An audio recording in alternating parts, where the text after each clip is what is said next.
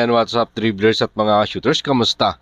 Kamusta po kayo? Magtagumpay na nga kaya sa pagkakataong ito ang Talking Text Tropang 5G para mapapirma si Christian Stan Hardinger.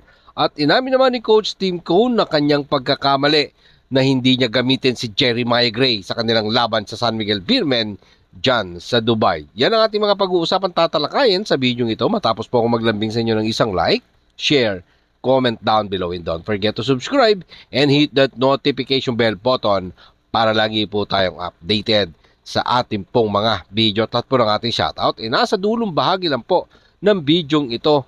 Sa ngayon, walang dominant big man ang Talking Text Tropang 5G dahil ito nga po kanilang big man na si Poy Eram ay hindi naglalaro gawa ng may iniindang injury. Ang kanilang madalas na ginagamit ay ito nga pong si Henry Galinato.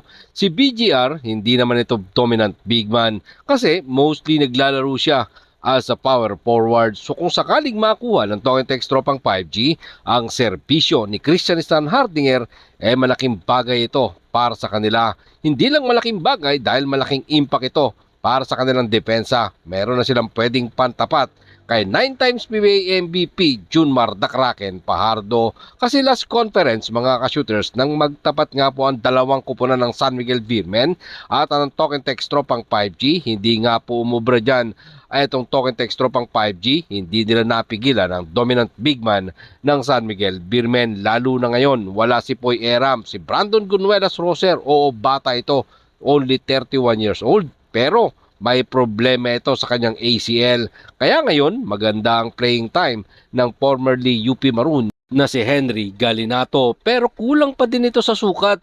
Kasi kung titingnan natin ang sukat ni Henry Galinato, siya po ay 6'6".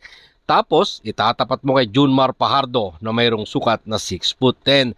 So pag nakuha ng Talking Text Tropang 5G, si Phil German Christian Stan Hardinger, malaking impact ito kasi 6'8" si Christian Stan Hardinger na kailangan ng roster ng tropa ni Coach Chot Reyes. At ayon nga po sa column ni Homer Saison sa Spin.ph, sobrang interesado nga daw po talaga ang Tropang 5G para makuha ang serbisyo ng Christian Stan Hardinger. Sinabi nga po ng Talking Text Tropang 5G official sa isang telephone interview na common knowledge naman daw po na talagang gusto nilang ma-acquire ang Phil German na si Christian Stan Hardinger. Narito po ang sinabi ng Talking Text Tropang 5G official sa ulat ni Homer Saison sa Spin.ph. It's a common knowledge that we want him. Yan nga po ang sinabi ng Talking Text Tropang 5G team official kay Homer Saison. So let's see what next for the system or sa Talking Text Tropang 5G.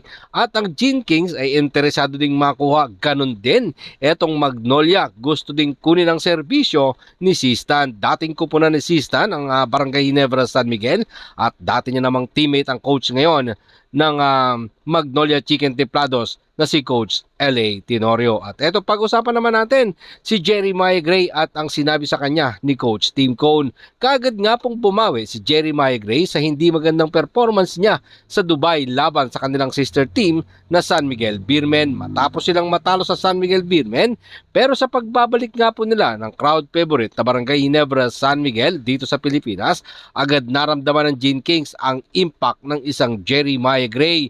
Sa kanyang huling laban kontra sa NLEX Road Warriors, kumamada dyan si Jeremiah Gray ng 9 na puntos. Sinamahan niya ng pagpitas ng 7 rebound at nagpasa ng 4 na assist. Sa kanyang playing time na 24 minutes and 27 seconds, first 5 nga po dito si Jeremiah Gray laban sa NLEX Road Warriors.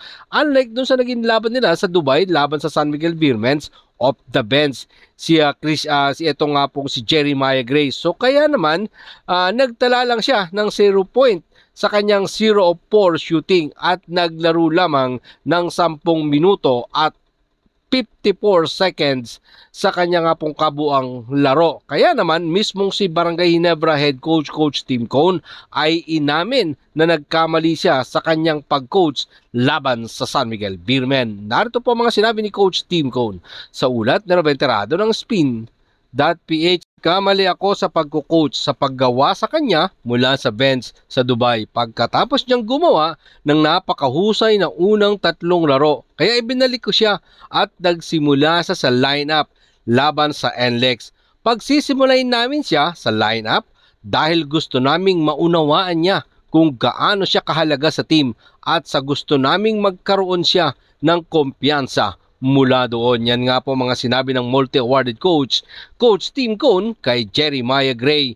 Ito kasi talagang si Maya ay pwedeng kumuha ng pwesto na iniwan ni Jamie Malonzo na ngayon si Jeremiah Gray ay 29 years old and averaging 10 points per game, 3.8 rebound per game, 2.5 assists sa kanilang 4 na laro. Sabi nga po ni Coach Tim Cone, pagkailangan naman daw talaga ni Jeremiah Gray ay talagang ibubuhos nito ang kanyang kakayanan. At eto naman, maaasahan daw talagang maglaro ng maayos etong si Jeremiah Gray basta nasa 100% ang kanyang kalusugan. Ayon po mismo yan sa kanilang head coach na si Coach Tim Cone. Maraming salamat po sa inyong panonood. Naman po ang inyong maging opinion. Diyan po natin yan pag-usapan sa comment section. Ingat and God bless everyone. Adjourn, pero katulad po ng ating nakagawian, bago po natin tapusin ang ating video, shoutout po kay na Ride the beat when you rock the mic. Put your foot on the gas and eat a red light. Ride the beat when you rock the mic. Put your foot on the gas, make a left, go right. Ride the beat when you rock the mic. Put your foot on the gas and eat a red light. Ride the beat when you rock the mic. Put your foot on the gas, make a left, go right.